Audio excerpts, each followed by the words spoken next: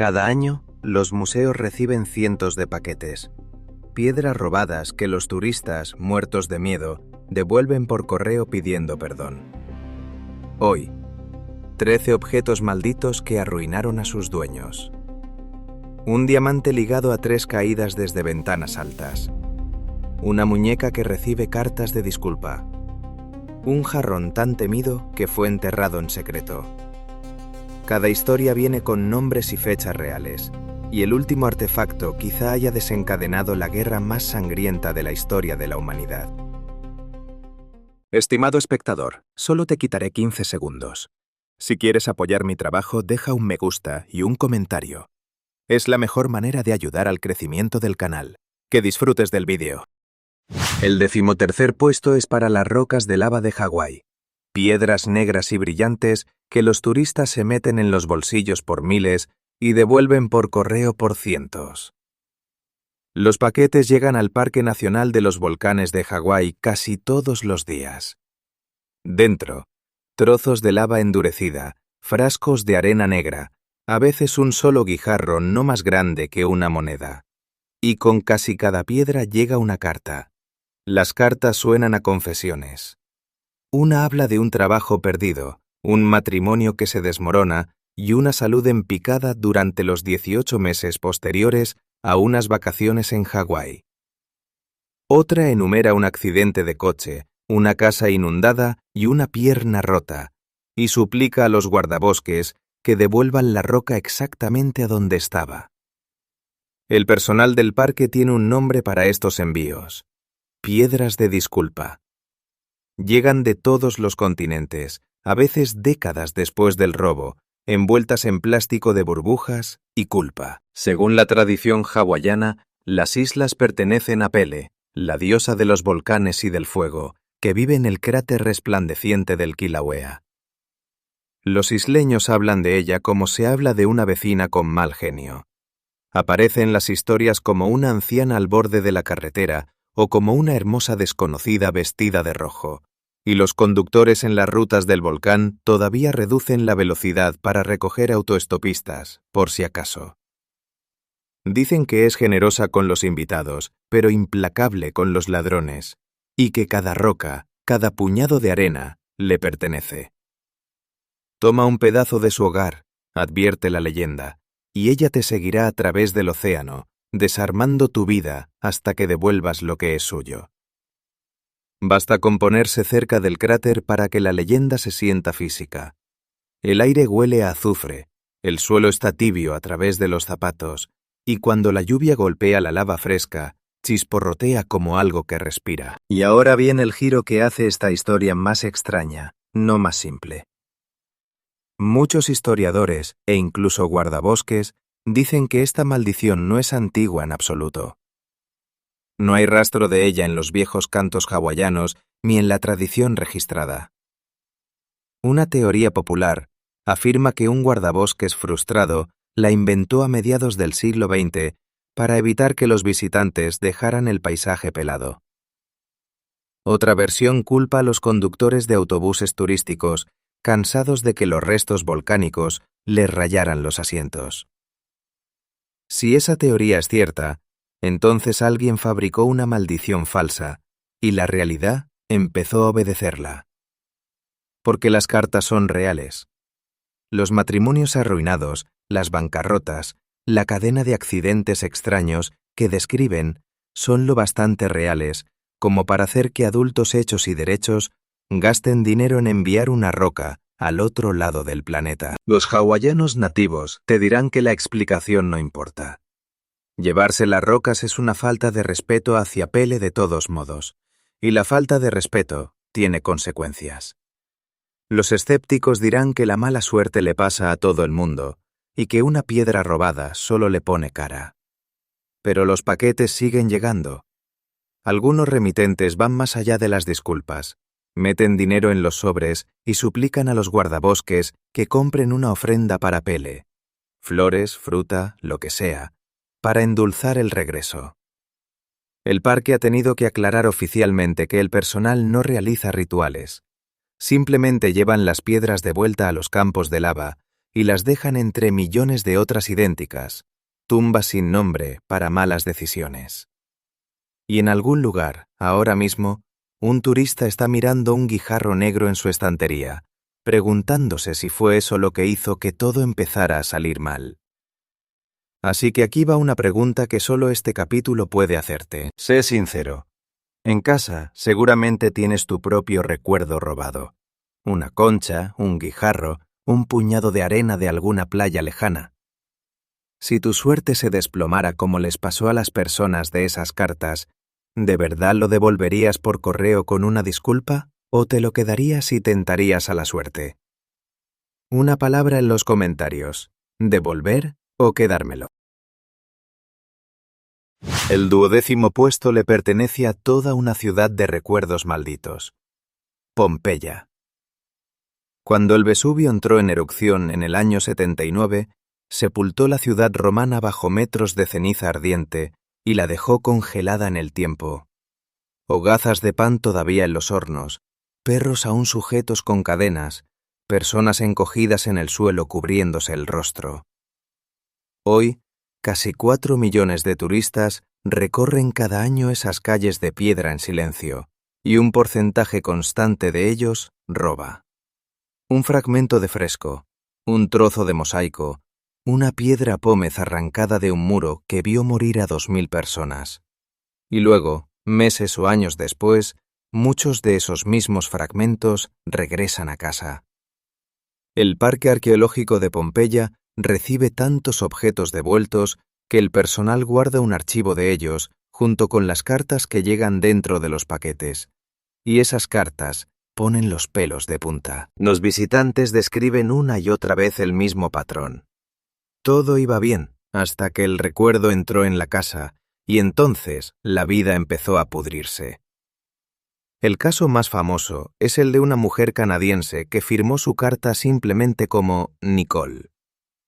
De joven turista se llevó 2 teselas de mosaico, piezas de una ánfora y un trozo de pared de cerámica.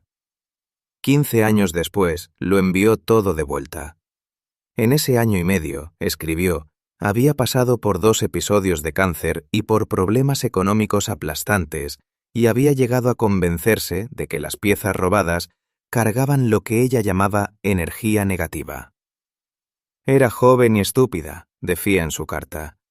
No quería volver a tener nada de Pompeya en su casa jamás. Los responsables del parque confirmaron que el suyo era uno de cientos de casos así a lo largo de décadas, tantos que el fenómeno tiene su propia fama silenciosa entre el personal. Y aquí es donde empiezan las teorías. El bando racional dice que la culpa hace el trabajo. Robas de una fosa común, te sientes sucio por ello, y cada desgracia posterior se la echas al crimen que tienes en la estantería. Pero hay una lectura más oscura, y mucha gente la comparte. Pompeya no es una ruina cualquiera, es un lugar de enterramiento donde las víctimas siguen presentes.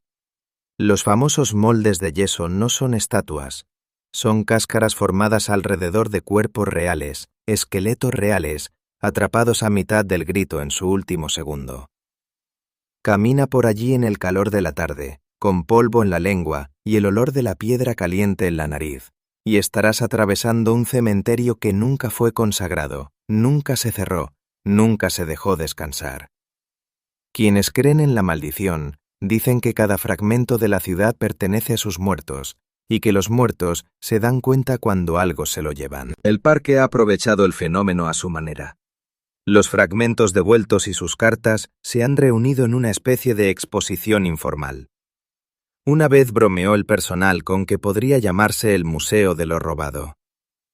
Cada pieza queda registrada, pero la mayoría ya no puede volver a su lugar exacto. Una vez arrancado de su contexto, un objeto pierde para siempre su voz científica, que es, dirán los arqueólogos, la única maldición en la que creen oficialmente. Aceptes o no la versión más oscura, hay un detalle difícil de quitarse de la cabeza. El parque podría archivar en silencio las piezas devueltas y no decir nada. Sin embargo, las cartas siguen acumulándose, sin que nadie las pida, sin pago, sin presión, desde desconocidos de distintos continentes que nunca se han visto entre sí, y aún así describen el mismo peso invisible entrando en sus vidas. Una ciudad que murió gritando, parece, no suelta sus huesos con educación.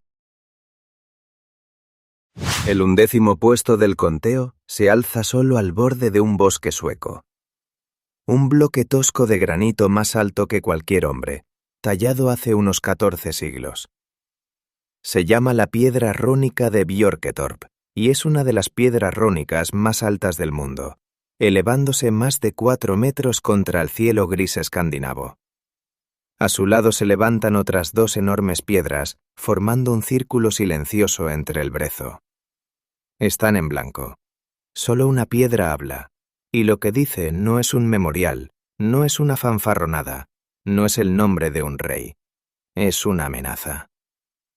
Tallada en el Futhark antiguo, el alfabeto rúnico más viejo, la inscripción dice: Yo, maestro de las runas, oculto aquí runas de poder. A quien rompa este monumento, la maldad lo perseguirá sin descanso y una muerte insidiosa lo condenará. Ese texto ha sido traducido, verificado y vuelto a verificar por generaciones de estudiosos, y su significado no está en disputa seria. Alguien, en el siglo VII, pasó semanas de trabajo brutal martillando una sentencia de muerte en el granito. Una maldición diseñada para sobrevivir a su autor durante 1000 años. ¿Y funcionó? La piedra nunca ha sido movida. Aquí viene lo extraño. Los arqueólogos no han encontrado ninguna tumba debajo. Las piedras rúnicas de este tipo suelen custodiar un enterramiento, pero las excavaciones alrededor de Björketorp no sacaron nada, ni huesos, ni cámara, ni tesoro. Sea lo que sea que protegen las runas de poder, nunca ha sido encontrado, y esa ausencia ha alimentado teorías durante más de un siglo. Algunos investigadores creen que el lugar era un límite de culto, una frontera entre el mundo de los vivos y algo que los talladores querían mantener dentro, o fuera. Otros sospechan que la tumba está simplemente más profunda o en otro sitio, escondida precisamente porque la piedra señala el lugar equivocado, un señuelo con dientes. Para aumentar la inquietud, Björketorp no está solo. A pocos kilómetros se alza la piedra de Stentofen, tallada con casi la misma fórmula de maldición, palabra por palabra, como si un solo maestro rúnico, o una sola escuela de ellos, hubiera sembrado la región de advertencias. 2 piedras, una amenaza, y lo que sea que protegen entre ambas ha permanecido oculto durante 14 siglos. La leyenda local añade un cuerpo a la historia. Hace mucho, cuenta el relato, un granjero decidió que la piedra estorbaba en una buena tierra y resolvió derribarla. El día que fue a por ella estaba quieto y sin viento. Apiló madera alrededor de la base, con la intención de calentar el granito y agrietarlo. En el instante en que prendió el fuego, una tormenta repentina desgarró el cielo sereno, y un rayo lo mató en el acto, incendiándole el cabello mientras las llamas alrededor de la piedra se apagaban como si alguien las hubiera sofocado. Después de eso, la piedra quedó en paz. Para siempre. Si te plantas allí hoy, entiendes por qué la historia prendió. El bosque guarda un silencio que parece deliberado. El musgo trepa por el granito como dedos lentos. El aire sabe a lluvia y a hierro frío, y las líneas talladas, aún nítidas después de 14 siglos, atrapan la luz al atardecer como si hubieran sido recién cortadas. La Suecia moderna ha levantado carreteras, granjas y pueblos en cada rincón de Blekinge, pero este lugar sigue intacto, con el monumento exactamente donde un maestro rúnico sin nombre plantó su advertencia. Los escépticos llaman a la historia del rayo puro folclore, y probablemente tengan razón. Pero fíjate en lo que nadie ha hecho jamás, en 14 siglos de reyes cristianos, granjeros ambiciosos y arqueólogos curiosos. Nadie ha roto la piedra. Cambie lo que cambie el idioma, mueran los dioses que mueran, un mensaje ha quedado clarísimo para cada generación que pisó ese claro. Algunas palabras se graban en piedra porque están hechas para obedecerse. El número 10 cabe en el bolsillo de un abrigo, y la leyenda dice que vació 4 casas familiares. La mujer de Lemb es una figurilla de piedra caliza pálida, tallada en Chipre hace unos 5.500 años. Una forma femenina, abstracta y sin rostro, muy probablemente un ídolo de fertilidad de una aldea que desapareció antes de que existiera la escritura. Desenterrada cerca del asentamiento de Lemb a finales del siglo XIX, debería haber sido solo otro artefacto polvoriento en una vitrina. En cambio, se ganó un apodo que los museos no suelen repartir: la diosa de la muerte. La historia que la acompaña dice así: el primer dueño moderno de la estatua fue un noble llamado Lord Delfont, y en menos de 6 años de llevarla a casa, 7 miembros de su familia habían muerto. La figurilla pasó a manos de un coleccionista llamado Ivor Manucci. Su casa corrió la misma suerte. Luego llegó un Lord Thompson Noel, cuya familia terminó igual. El cuarto propietario, Sir Alan Beaverbrook, murió junto con su esposa y sus 2 hijas. Para entonces, el patrón era imposible de ignorar, y los hijos supervivientes de Beaverbrook no querían saber nada de aquella pequeña mujer pálida. La entregaron al Museo Real de Escocia en Edimburgo, y la leyenda asegura que la maldición hizo una última reverencia. El primer conservador que la manipuló directamente murió antes de que acabara el año. Desde entonces, dice la historia, nadie la ha tocado con la mano desnuda. Espera tras el cristal, blanca como la tiza y en silencio, con el rostro vacío apuntando a quien se acerca demasiado. Es una de las historias de maldiciones más repetidas del mundo. Y ahora viene el verdadero misterio, porque cuando los investigadores fueron a buscar de verdad a las víctimas, encontraron algo peor que una maldición. No encontraron nada. No existe ningún Lord Delfont en los registros de la nobleza británica. Ni Manucci, ni Thompson Noel, ni Sir Alan Beaverbrook. No hay documentos del museo que confirmen la muerte de un conservador, ni tampoco un rastro documental claro sobre la primera propiedad de la estatua. Supuestas dinastías aristocráticas enteras borradas del mapa, y la historia no guarda memoria de ninguna de ellas. Eso deja 2 posibilidades, y las 2 inquietan. La primera: la historia es una invención, probablemente nacida en alguna antología de bolsillo sobre lo paranormal en el siglo XX, y luego copiada de libro en libro, de web en web, hasta que la repetición la alisó y la hizo parecer real. Si es así, la mujer de Lemb demuestra algo de verdad escalofriante: que una maldición no necesita ser real para propagarse, infectar la imprenta y sobrevivir a todos los que podrían desmontarla. Un fantasma hecho por completo de relatos repetidos. La segunda posibilidad es la que prefieren los creyentes. Los registros no faltan, fueron eliminados. Un relato tan coherente, dicen, con nombres, fechas y un número de muertos, no aparece de la nada. Y un museo que custodia un objeto que mata a quienes lo manipulan tendría todas las razones para enterrar discretamente el papeleo. Y aquí es donde el enigma se vuelve aún más profundo. Museos de todo el mundo conservan decenas de ídolos de piedra caliza casi idénticos de la antigua Chipre. La misma piedra pálida, los mismos brazos cruzados, el mismo rostro vacío. Y ninguno tiene una historia de maldición. De toda una familia de tallas, la leyenda eligió exactamente a una hermana y la convirtió en famosa.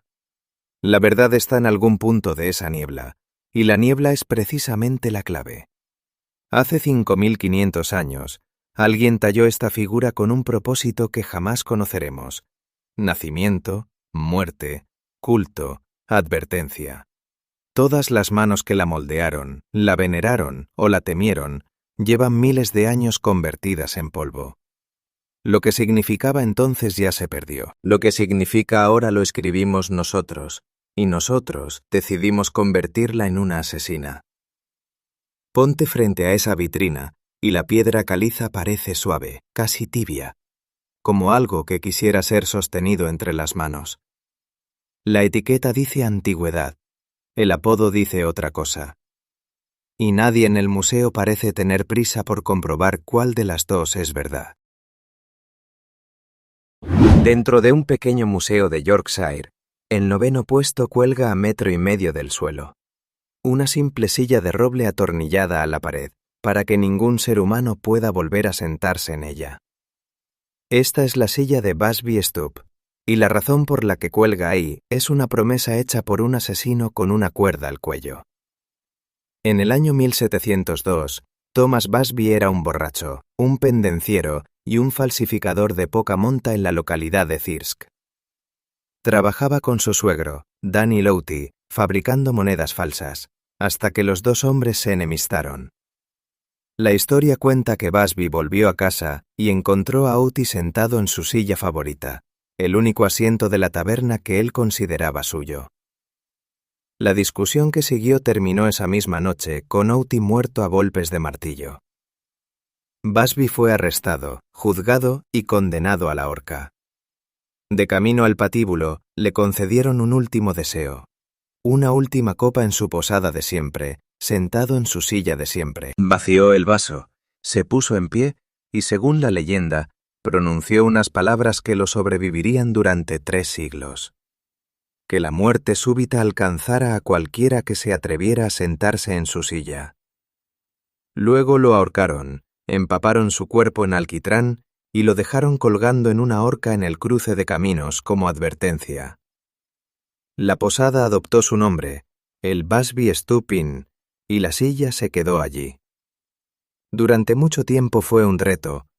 Con unas cuantas copas de más, alguien siempre te desafiaba a sentarte donde se había sentado el asesino. Y entonces los desafíos empezaron a acabar mal.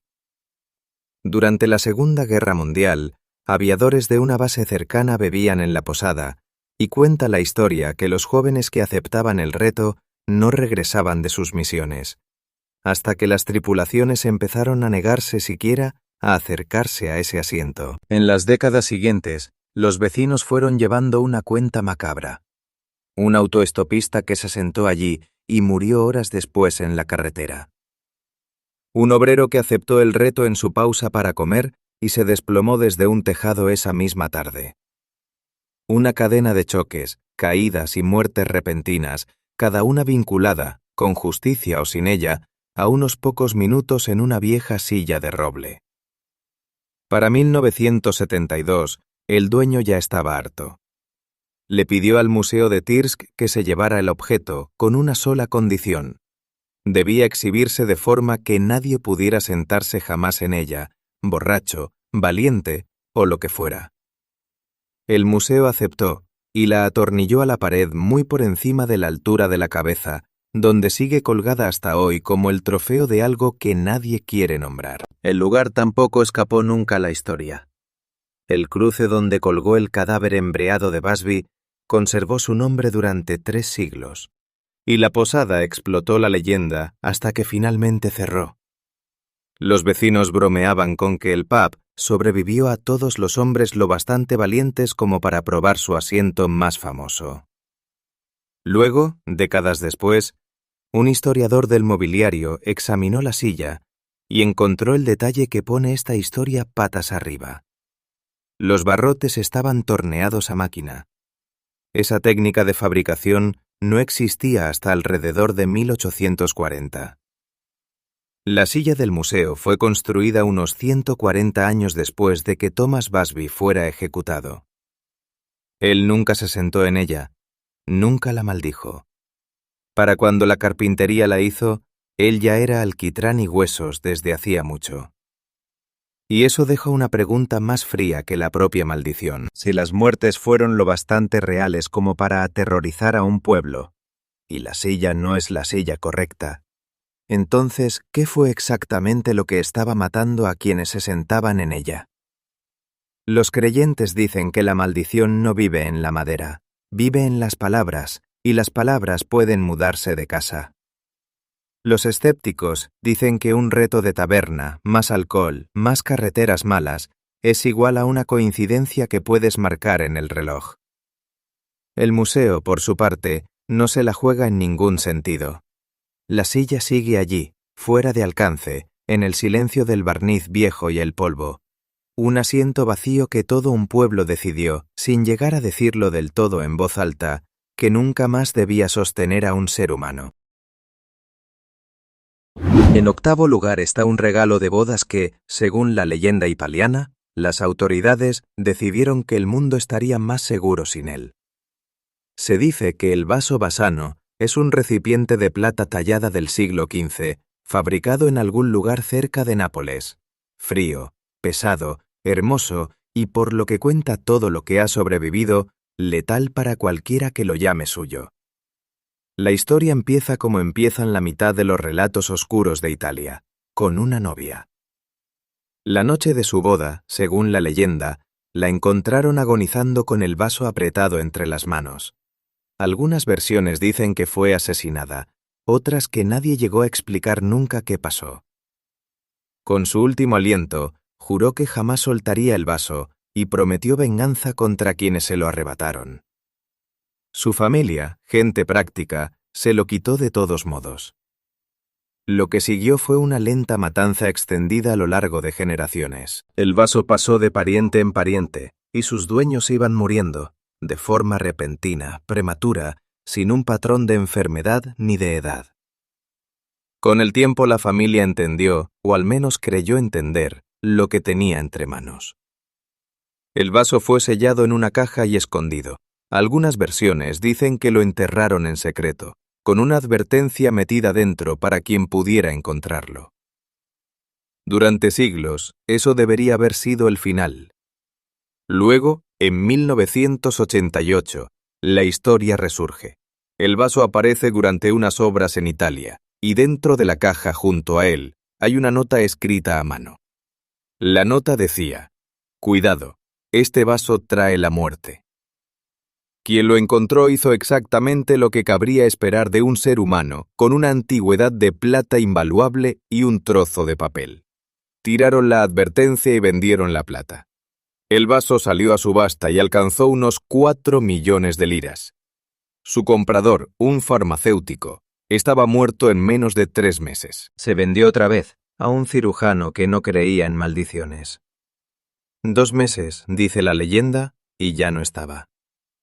Un tercer comprador, un arqueólogo, aguantó 3. Después del tercer funeral, la reputación del vaso corrió más rápido que cualquier subastador. Las familias de los muertos prácticamente lo devolvían al mercado. El último propietario, según se cuenta, lo arrojó por una ventana en un ataque de desesperación. Y entonces llega el giro más extraño de toda la historia. Ningún museo quiso aceptarlo. Instituciones que exhiben encantadas momias, armas de asesinato y reliquias de la peste, supuestamente rechazaron este pequeño vaso de plata. Al final, dice la historia, la policía se hizo cargo de él y lo enterró en un lugar sin marcar. Algunos dicen que dentro de un ataúd forrado de plomo, en un sitio borrado a propósito de todos los registros.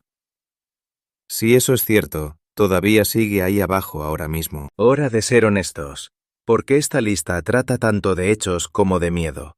El vaso Bassano es una de las leyendas no verificadas más persistentes de Europa.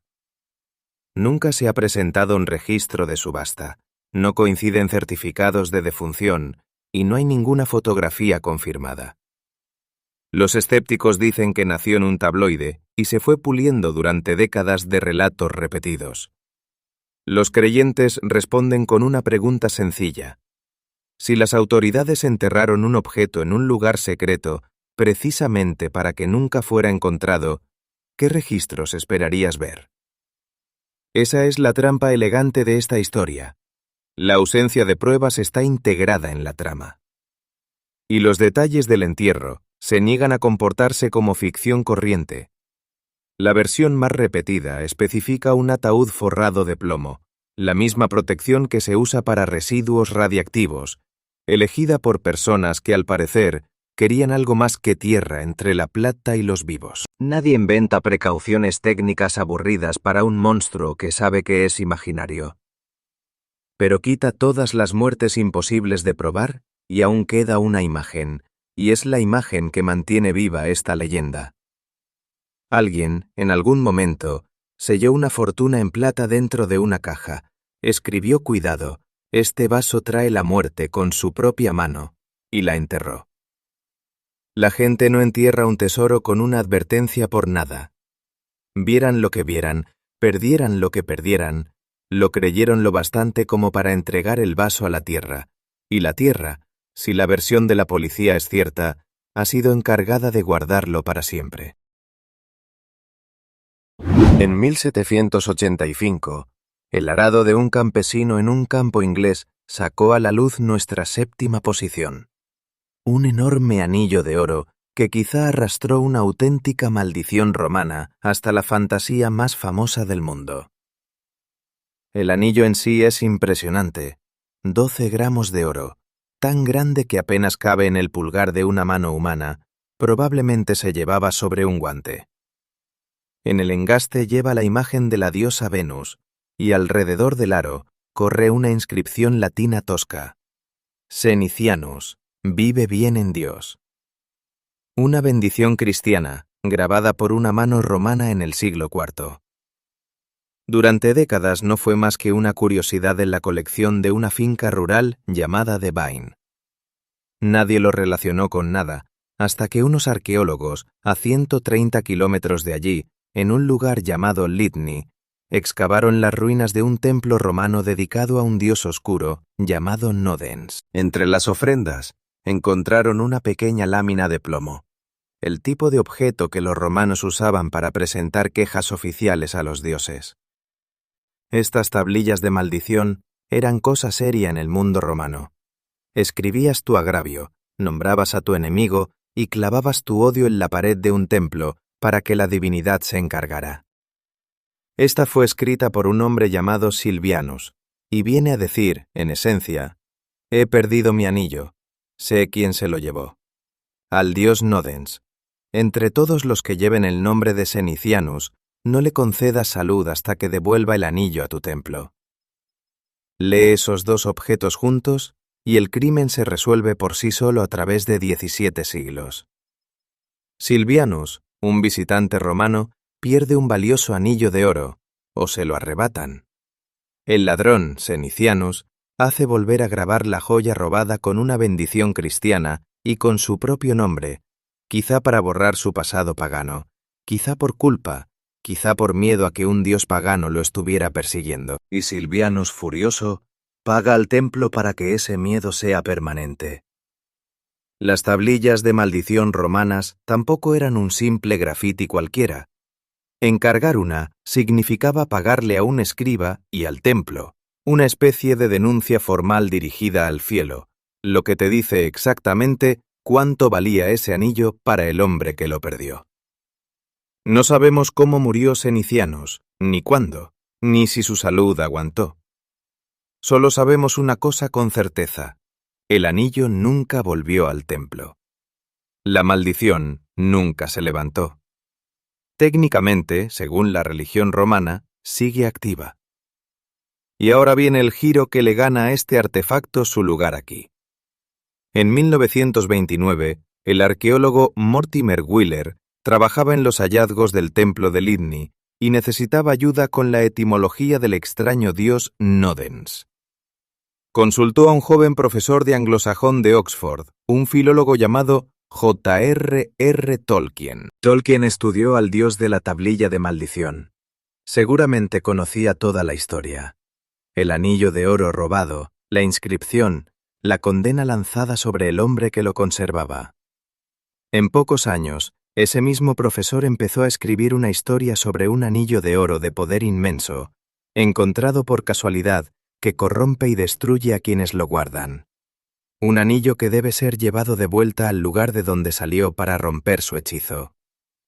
El Hobbit se publicó en 1937. Los estudiosos de Tolkien están realmente divididos sobre la conexión. Algunos la llaman la semilla evidente de la Tierra Media. Otros la consideran una coincidencia vestida para turistas. El National Trust tomó partido a su manera, en silencio.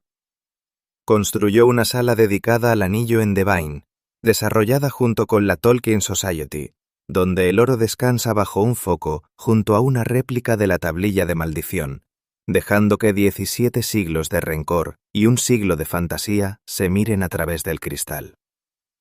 El National Trust, que ahora exhibe el anillo en Devine, deja encantado que los visitantes decidan. La joya reposa en su vitrina junto a la historia de la tablilla, atrapando la luz exactamente como lo hace el oro en todas las leyendas contadas sobre él. Pero dejemos a un lado el debate literario y quedémonos con los hechos fríos.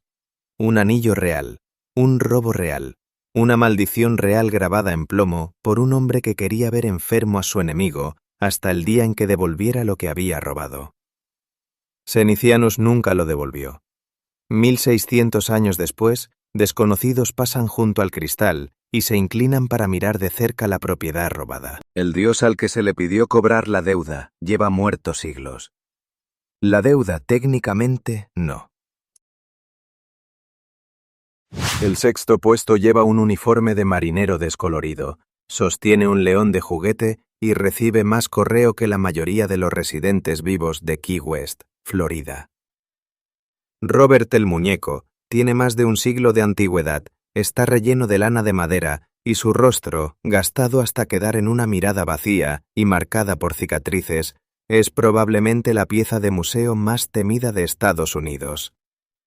No por cómo se ve, sino por lo que, según dicen, les pasa a quienes le faltan al respeto.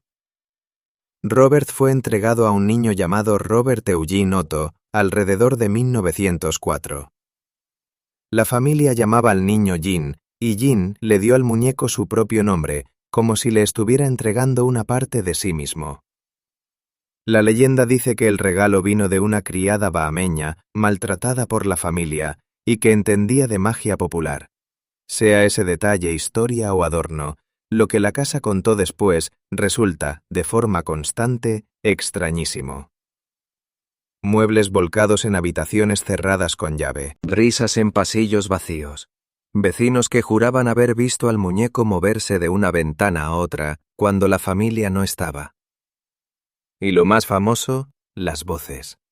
Los padres de Jean oían a su hijo arriba discutiendo con alguien, dos voces distintas, una aguda y desconocida. Y cuando algo se rompía y había que buscar culpables, el niño siempre daba la misma respuesta. Robert lo hizo. La mayoría de los niños abandonan a amigos así. Jean nunca lo hizo. Creció, estudió arte en París, se casó, volvió a Key West, e instaló al muñeco en la habitación de la torre del piso superior de la mansión familiar, sentado junto a la ventana, visible desde la calle. Según se cuenta, a su esposa le horrorizaba y le suplicaba que se deshiciera de él. Jean se negó, y según algunas versiones, el matrimonio se fue pudriendo en aquella casa con el muñeco observando. Cuando Jean murió en 1974, Robert se quedó atrás, y la familia que compró la casa encontró a su hija pequeña gritando por las noches, insistiendo en que el muñeco se movía, insistiendo en que quería hacerle daño. Que una niña dijera eso en la misma habitación de la torre, 70 años después de que otro niño lo dijera por primera vez, fue suficiente. Robert salió de esa casa para no volver jamás. Hoy está en una vitrina de cristal en el Museo Fort East Martello, y el personal aplica una norma que no encontrarás en ningún otro museo del país. Antes de fotografiar a Robert, debes pedirle permiso, con educación y en voz alta. Si le molesta, dicen, deberías notarlo. Y si te ríes, haces la foto igual y te marchas. Ahí es cuando empiezan a llegar las cartas. Llegan de todo el mundo, cientos y cientos, y el museo las exhibe alrededor de la vitrina como trofeos. El patrón apenas cambia. Querido Robert, me burlé de ti y desde ese día mi vida se vino abajo. La cámara que murió aquella tarde. El accidente de coche de camino a casa. Los papeles del divorcio, el trabajo perdido, la enfermedad sin diagnóstico. Por favor, Robert, lo siento. Por favor, devuélveme mi vida. Adultos hechos y derechos. Abogados, soldados, escépticos que fueron a burlarse. escribiendo cartas de disculpa a un muñeco de trapo, porque lo que sea que les pasó después de la visita les dio más miedo que el ridículo. Por su parte, el personal trata a su pieza como a un colega. Los empleados saludan a Robert cuando abren por la mañana y se despiden al cerrar. Los visitantes dejan caramelos y pequeños juguetes a los pies de su vitrina, como quien deja flores en un santuario. Y en las fiestas, el muñeco recibe regalos envueltos, enviados por desconocidos que nunca han puesto un pie en Florida. Quédate en esa sala, y es difícil seguir sintiéndose por encima de todo. El aire acondicionado zumba, la luz es tenue para proteger la tela vieja, y el rostro destrozado de Robert apunta al cristal con una expresión que un siglo de manos ha desgastado hasta volverla indescifrable. El museo insiste en que no hace afirmaciones, solo relata el correo, y cada mañana en algún lugar de Key West, un empleado clasifica una nueva pila de sobres dirigidos a un muñeco, leyendo las desgracias de desconocidos, archivando sus disculpas y teniendo muchísimo cuidado de mantenerse del lado bueno de Robert. Una vez podías comprar el quinto puesto en eBay como si fuera un electrodoméstico usado de cocina. Un pequeño armario para vinos con, supuestamente, un demonio encerrado dentro. En 2001, un anticuario llamado Kevin Mannis compró la caja en una venta de bienes en Oregón. Había pertenecido a una superviviente del Holocausto llamada Javela, y Mannis contó que la nieta de la familia le dijo algo que ningún vendedor debería oír jamás. No la queremos de vuelta, manténla cerrada. Dentro, la abuela guardaba un dibuk. En el folclore judío, un dibuk es un espíritu inquieto y malicioso que se aferra a los vivos, y según la historia, Javela había atrapado uno en el armario décadas antes y nunca lo había abierto ni una sola vez. Mannis, claro, lo abrió. Dentro encontró una escena dispuesta como un ritual. 2 mechones de pelo, uno rubio, otro oscuro. 2 monedas antiguas, un capullo de rosa seco, una pequeña copa dorada para vino, un candelabro y una diminuta losa de granito grabada con la palabra hebrea Shalom, paz. Desde el primer día, la caja se anunció a los sentidos. Todos los que la manipulaban contaban el mismo par imposible de olores pegados a la madera. Flores de jazmín de orina de gato. Un hedor que se impregnaba en cualquier habitación donde estuviera el armario. En cuestión de días, dice él, su tienda quedó destrozada durante la noche, de una forma que ningún intruso pudo explicar, y todos los vinculados a la caja empezaron a compartir la misma pesadilla. Una vieja bruja de ojos hundidos, esperando. Le regaló el armario a su madre por su cumpleaños. Ese mismo día, ella sufrió un derrame masivo. Mannis recuperó la caja y hizo lo que hace la gente moderna con sus demonios. La puso en Internet, con un anuncio larguísimo y terroríficamente detallado que se convirtió en leyenda de la red. Un estudiante la compró. Su salud y su vida se vinieron abajo, y la revendió. El siguiente comprador fue Jason Haxton, director de un museo médico, que documentó lo que vino después. Toser sangre, urticaria, un sabor metálico, sensación de ahogo por la noche. Haxton consultó a rabinos, hizo volver a sellar la caja según el ritual y la escondió.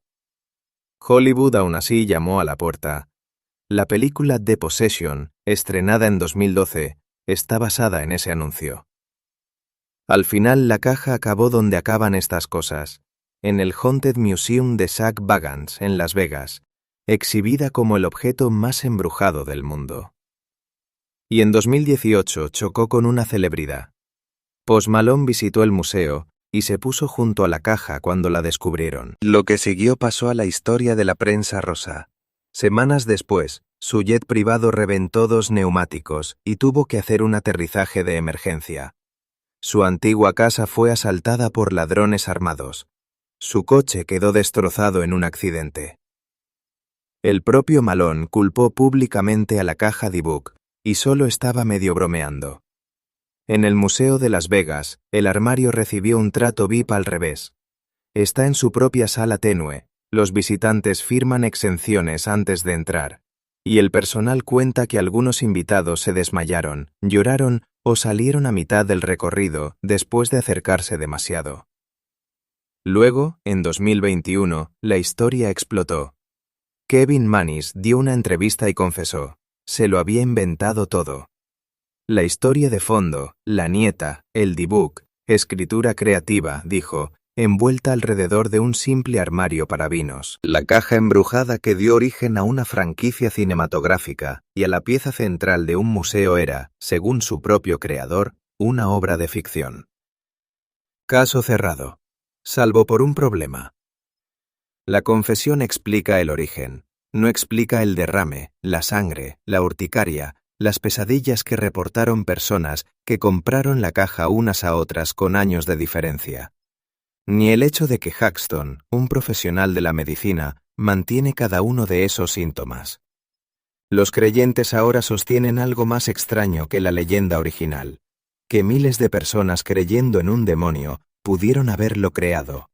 Una entidad alimentada no por un mal antiguo, sino por pura atención colectiva.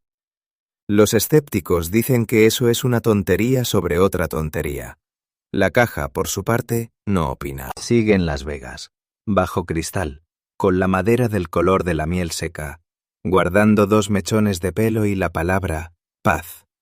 Una mentira que aún así hizo daño, que quizás sea la definición más honesta de una maldición que alguien haya escrito jamás. El cuarto puesto pesa 67,5 quilates y tiene el color de un cañón de fusil. El Black Orlov es uno de los diamantes negros más grandes de la Tierra, y según su leyenda, nunca debió pertenecer a nadie. La historia comienza en la India, donde se dice que la piedra, entonces un diamante en bruto de casi 200 quilates, fue incrustada como un ojo en una estatua del dios Brahma en un santuario cerca de Pondicherry. Un monje lo arrancó y lo robó. Desde el momento en que el dios perdió su ojo, cuenta la historia, la piedra llevó consigo su mirada, y a cualquiera que reclamara el ojo de Brahma como propiedad, se le demostraría de la forma más brusca posible que no le pertenecía. El rastro documentado aparece en 1932, cuando un comerciante de diamantes llamado J.W. Paris llevó la piedra a Estados Unidos. En cuestión de meses, Paris subió a lo alto de un rascacielos de Manhattan y se lanzó al vacío. En los años siguientes, el diamante pasó por las manos de 2 princesas rusas emigradas, Nadia Vigin Orlov, que le dio su nombre a la piedra, y Leonila Galitzine Bariatinsky. Según los relatos, ambas mujeres tuvieron el mismo final en los años 40, un salto desde un edificio. 3 dueños, 3 caídas. Para los años 50, el Black Orlov tenía una reputación que ningún comerciante de gemas podía ignorar. Así que uno de ellos decidió operar la maldición en sí misma. El comerciante Charles Winson compró la piedra y la mandó cortar en 3 fragmentos separados, con la teoría de que lo que fuera que vivía dentro del diamante no podría sobrevivir a una división. El fragmento más grande, el cojín de 67,5 quilates, fue montado en un broche rodeado por más de 100 diamantes blancos más pequeños, y luego colgado de un collar, como si vestir el ojo con suficiente luz pudiera mantenerlo en calma. Winson vivió. También los dueños que vinieron después. La maldición, dicen los joyeros, se rompió con el corte. Desde entonces la piedra ha sido exhibida en el Museo Americano de Historia Natural y lucida en la alfombra roja de los premios de la Academia. Brillante, fotografiada, inofensiva. Incluso un propietario moderno admitió que pasó sus primeros días con el diamante esperando que algo saliera mal, revisando las noticias, caminando con cuidado por las escaleras. Dijo que nunca pasó nada, aunque confesó que jamás dejó de preguntarse si la piedra se había acabado o simplemente estaba esperando. Los joyeros que han trabajado con la piedra describen lo extraño que se siente el carbonado comparado con un diamante común. Poroso, mate, extrañamente ligero para su tamaño, frío contra la piel como una piedra de río. Una piedra que bebe la luz en lugar de devolverla. Ahora viene el expediente de los escépticos, porque con esta piedra las dudas son tan fascinantes como las muertes. Los historiadores nunca han encontrado registros sólidos de ninguna de las princesas. Jamás se ha identificado ningún santuario cerca de Pondicherry con un Brahma de ojos de diamante. Y la propia geología levanta una ceja. Los diamantes negros de este tipo, llamados carbonado, se encuentran casi exclusivamente en Brasil y en África Central, no en la India. Algunos investigadores creen que toda la maldición fue fabricada en el siglo XX por comerciantes que entendieron una verdad simple del negocio de las gemas. Un diamante con 3 cadáveres encima vale más que uno sin ninguno. Si es así, el Black Orlov es una conspiración en el sentido más puro. Una leyenda de muerte diseñada como marketing, con el suicidio real de J.W. Paris como su semilla de verdad. Pero quédate un momento con esa teoría, porque deja un regusto helado. Si la maldición fue inventada, entonces en algún punto del camino, una desesperación humana real, un hombre real saltando desde un edificio real, fue reempaquetada como argumento de venta, contada en fiestas, impresa en catálogos, llevada en galas de premios. La piedra en sí es inocente de cualquier forma. Carbono, presión, 1000 millones de años de oscuridad pulidos hasta brillar. Bajo las luces del museo, no reluce como un diamante blanco. Absorbe una pequeña ventana negra en una vitrina llena de fuego. La gente se queda delante de ella más tiempo que delante de cualquier otra cosa en la sala. Sea lo que mira desde dentro, el ojo robado de un dios o nada en absoluto, la gente sigue bajando la voz cuando se inclina para verla. El tercer puesto colgó durante años sobre miles de chimeneas británicas. Una estampa barata de un niño llorando que los bomberos empezaron a temer. En las décadas posteriores a la Segunda Guerra Mundial, un pintor italiano llamado Bruno Amadio, que trabajaba bajo el nombre de Giovanni Bragolin, produjo una serie de retratos de huérfanos con lágrimas en los ojos. Impresa en masa y vendida en grandes almacenes de toda Gran Bretaña, El niño que llora se convirtió en una de las obras más comunes del país. Un pequeño de ojos oscuros, con las lágrimas resbalando por sus mejillas, mirando desde decenas de miles de salones. Y entonces los salones empezaron a arder. En 1985, un bombero de Yorkshire llamado Peter Hall fue a la prensa con algo de lo que sus equipos llevaban años murmurando. Incendio tras incendio, se metían entre casas reducidas a escombros. Sin muebles, sin alfombras, sin fotos familiares, todas retorcidas hasta volverse ceniza. Y encontraban un objeto intacto. El niño que llora. A menudo boca abajo en el suelo. A menudo apenas chamuscado. El detonante fue personal. La casa del propio hermano de Hall se había incendiado y la estampa sobrevivió. The Sun publicó la historia bajo el titular La maldición en llamas del niño que llora, y Gran Bretaña perdió la cabeza. Llegaron cartas a cientos, lectores contando sus propios incendios, sus propias estampas supervivientes, sus propias rachas de desgracias desde el día en que el cuadro entró en casa. Un oficial de bomberos llamado Alan Wilkinson reveló que él mismo había registrado alrededor de 50 incendios de casas con El niño que llora a lo largo de los años. No creía en maldiciones, pero muchos de sus compañeros se negaban en silencio a tener la estampa cerca de sus hogares. Las leyendas florecieron para llenar el vacío. La más popular afirmaba que el modelo era un huérfano español llamado Don Bonillo, un niño que sobrevivió a un incendio que mató a sus padres y al que el fuego seguía allá donde iba, hasta que murió, todavía joven, en un coche en llamas. Nunca se ha confirmado con ningún documento que ese niño existiera, pero la historia encajaba demasiado bien como para morir. Para Halloween de ese mismo año, The Sun organizó algo que Gran Bretaña no veía desde la Edad Media: una quema masiva. Los lectores enviaron sus estampas, unas 2500, y el periódico las apiló en alto y les prendió fuego, prometiendo que la maldición acabaría entre las llamas. Décadas después, una investigación de la BBC hizo por fin lo que nadie había pensado hacer: probar el cuadro. El escritor Steve Pant consiguió una estampa y, junto con investigadores de incendios, la expuso a una llama abierta.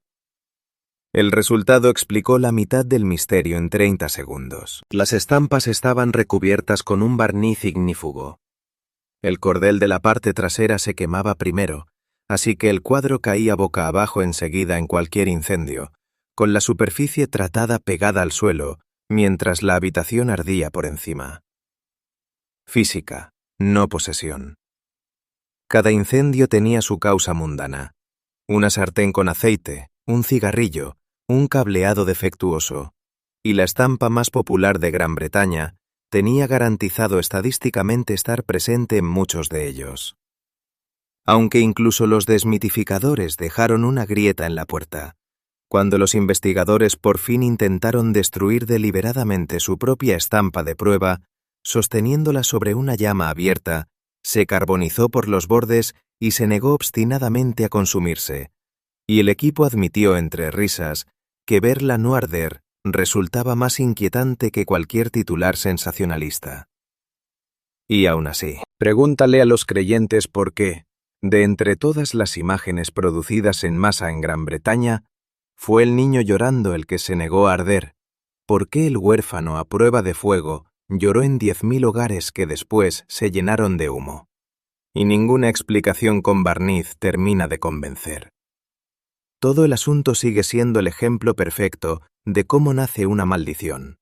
Un patrón real, un bombero afligido, un periódico hambriento y la imaginación de todo un país haciendo el resto. Las estampas son ahora piezas de coleccionista. Algunos las enmarcan. Otros, todavía hoy, no dejarían que una cruzara la puerta principal, porque el olor a humo tiene una memoria muy larga, y el miedo también. El subcampeón de esta lista lleva muerto más de 5.000 años, y algunos aseguran que todavía sigue cobrando cuentas pendientes. En septiembre de 1991, dos excursionistas alemanes, Helmut y Erika Simon, cruzaban una cresta en lo alto de los Alpes de Ötztal cuando vieron una forma marrón sobresaliendo del hielo que se derretía. Pensaron que era un montañero muerto, una tragedia reciente. Era un hombre que murió cuando las pirámides aún no se habían construido. Ötzi, como el mundo llegó a conocerlo, es la momia natural más antigua de Europa, unos 5.300 años de antigüedad, conservado con su hacha de cobre, sus flechas, su gorro de piel de oso, incluso con la última comida en el estómago. Y fue asesinado. Los escáneres encontraron una punta de flecha de sílex clavada en su hombro izquierdo. Se desangró en esa cresta, solo, y el hielo se cerró sobre él como una tapa. La ciencia nunca había recibido un regalo así. Luego, la gente que estaba alrededor del regalo empezó a morir. Rainer Henn, el patólogo forense que levantó el cadáver con sus propias manos, murió en un choque frontal de coche en 1992, camino de una conferencia donde iba a hablar sobre Ötzi.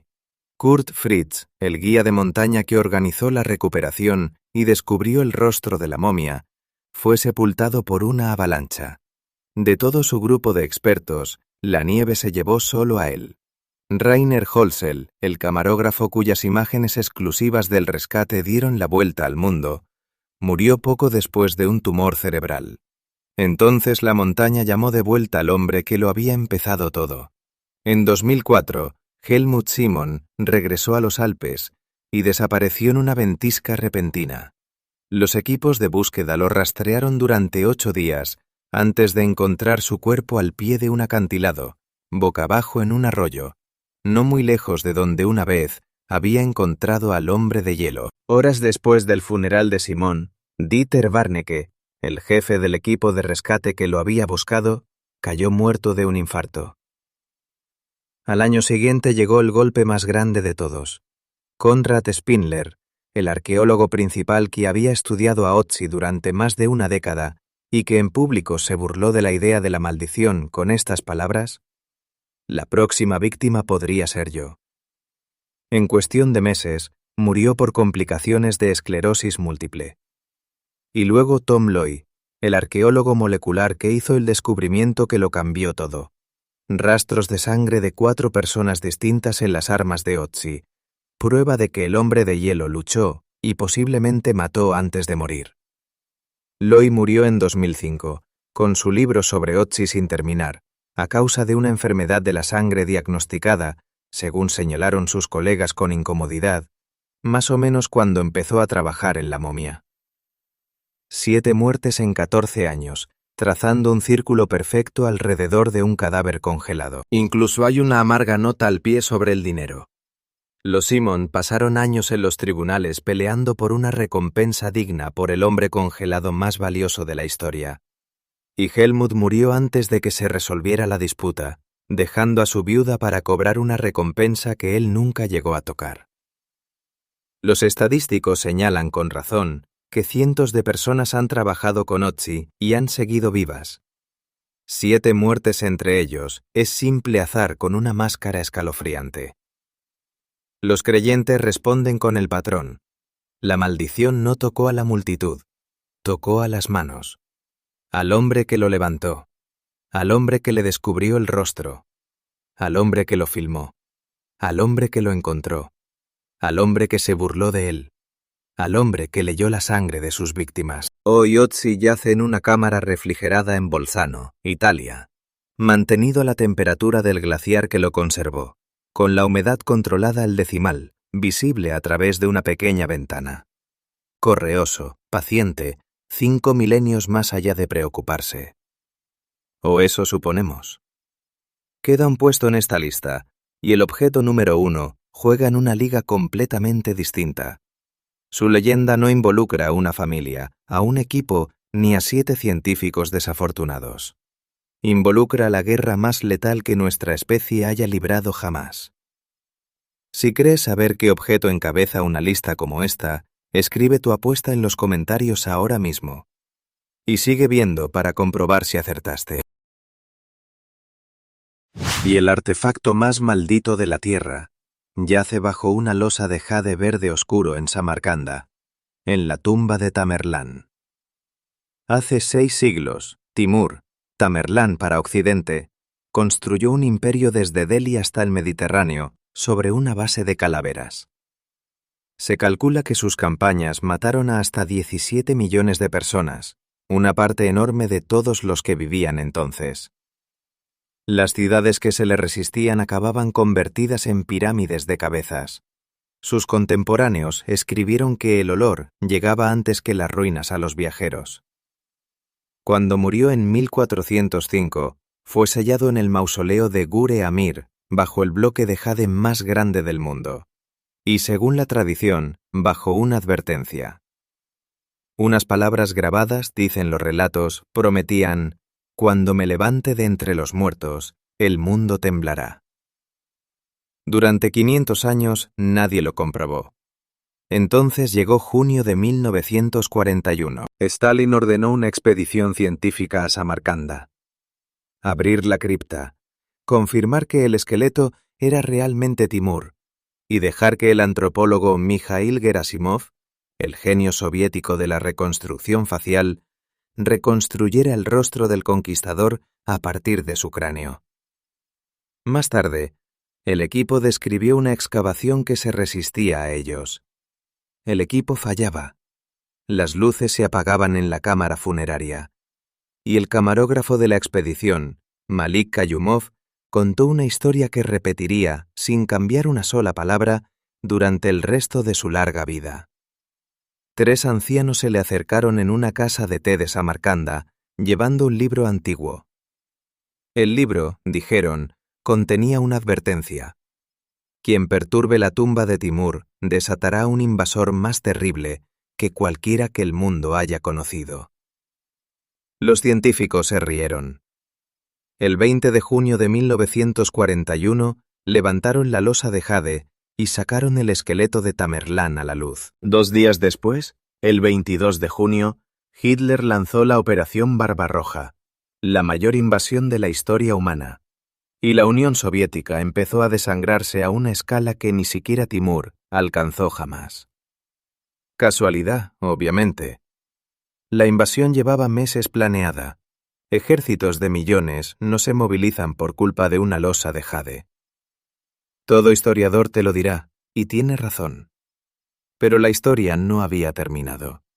La guerra se volvió catastrófica, y Kayumov, ya como camarógrafo de primera línea, aseguró que logró abrirse paso hasta una reunión con el alto mando soviético y les contó a los generales lo de los ancianos, el libro, la advertencia, y les suplicó que devolvieran a Tamerlán a su lugar. Lo que sí está documentado es esto.